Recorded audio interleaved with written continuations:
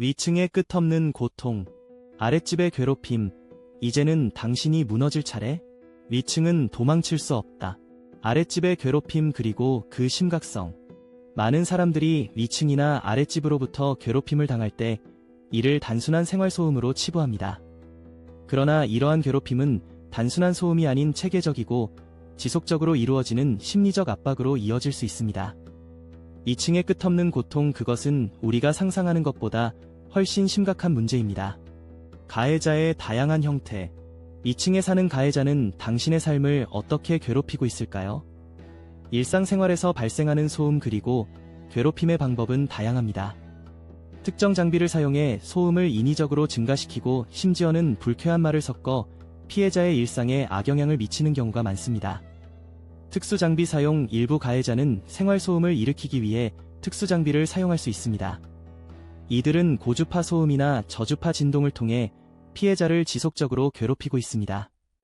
불쾌한 말에 섞기, 더 나아가 불쾌한 말을 섞어 피해자를 심리적으로 불안하게 만드는 행위도 포함됩니다. 죽어라는 말과 같은 강한 욕설은 피해자의 마음에 상처를 남깁니다. 피해자가 느끼는 심각한 영향. 이러한 괴롭힘은 피해자의 심리적, 신체적 건강에 심각한 영향을 미칠 수 있습니다. 불안, 우울증 그리고 심리적 고통은 물론 일상생활의 질이 크게 떨어지는 문제를 초래합니다. 피해자는 점점 더 고립되고 불안한 삶을 살게 됩니다.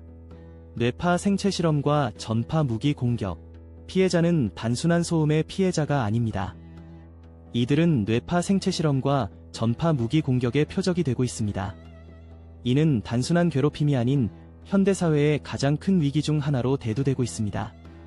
이 기술들은 자유의지의 상실, 정신적, 신체적 통제를 의미하며 피해자는 결국 이로 인해 심각한 고통을 겪게 됩니다. 사회 전반의 문제. 조직 스토킹은 개인의 문제가 아닙니다.